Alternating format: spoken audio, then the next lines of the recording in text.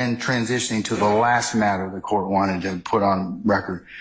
Upon further review, this court will in fact enter an order sending Mr. Adams and Steele's, Mr. Weinstein, and Mr. Banks' motion to recuse to another judge pursuant to Uniform Superior Court Rules 25.1 through 25.7 in the method and manner prescribed by our local rules. So this written order is entered. I will enter the order transferring it, and until such time as those two things are decided, then we'll be in recess until that time.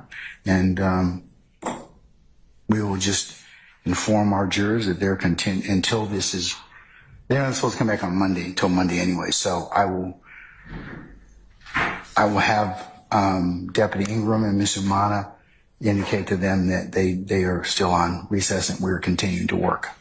So that's all I have for you at this point in time. Okay?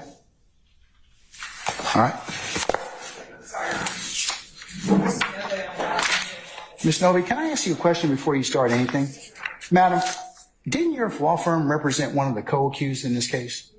How are you then? Do you have an actual or perceived conflict in this case? No.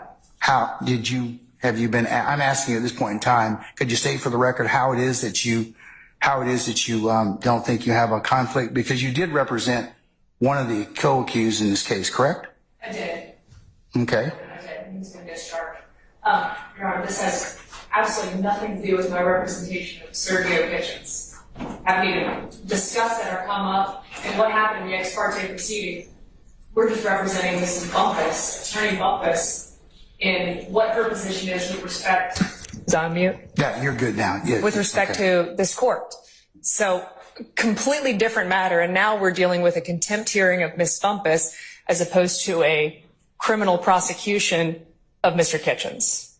Completely different. And in fact, everything that we've gone through or anything we've learned about this case has nothing to do with what we've done with Attorney Bumpus. Okay, I just want to, because you may have an actual or perceived conflict. I just wanted to bring that to your attention. So if you think that it should be addressed, then I'm giving you the opportunity to do so at this point in time. Because you do have knowledge of this particular case, but all right. Well, I think half of America has. I'm sorry? I said I think half of America has knowledge of this particular case at this point. Okay, but they're not before us at this point in time. So what else did you want to? Well, and I'll speak for the court's purposes. I'll speak for myself and John Garland, who's also our co-counsel with Attorney Bumpus and who was my co-counsel in Mr. Kitchens' case. All right. So I'll speak for both of us in that respect since Mr. Garland's not able to be here. All right.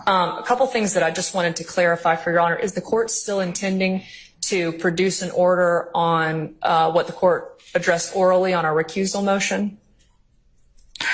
Yes, ma'am. I'm going to produce an order basically bundling all, since there are three motions to recuse, to one to be spun on the wheel so that we don't get three separate people hearing these particular matters. So I will do that effective today. Okay. So does that answer your question? It does with respect to that. The other issue was I think the court was holding under advisement our motion to quash. That makes this moot at this point in time. Okay. So since I'm not going to have a hearing at this point or at any time in the future, you can re-raise it at that point in time if you so desire. That's fine. So I'm telling you at this point in time, I have no desire to resolve that. I don't need to at this point in time. Okay. All right. Those are the questions that I had. Okay. All right. Madam, unless you have anything else, you all can be excused. Counsels, I'm going to go ahead and, like I said, work on this particular order. I actually memorialized the order in writing and the motion to recuse in terms of the sending it to another judge pursuant to 25.1 through 25.7. And we'll see in a little bit, depending upon how it's ruled upon. All right? All right. Your Honor, do we have a timeline of when the motion to recuse may be heard? Don't know. That has to go to another judge pursuant to our local rules. So it will be basically put on the wheel. Of course, I don't have anything to do with that. So as soon as our clerk, Madam Clerk, Miss Alexander and her team spin that's not within my information and purview. Is this something that we can expedite. I mean, the state does have very concerns that we hold the jurors indefinitely regarding this matter. Is there anything that could be expedited so that those decisions can be made on the motion of recuse and we can move forward with the trial? While I understand your concern, I think the rules of transfer and recusal are pretty clear. That I'm not going to comment on anything that is pending at that point in time.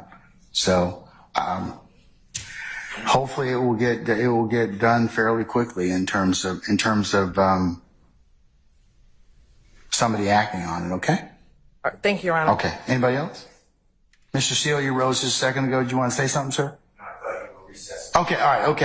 Okay. Then we're in recess, and we'll see you in a little bit. Okay. All right. We're in recess.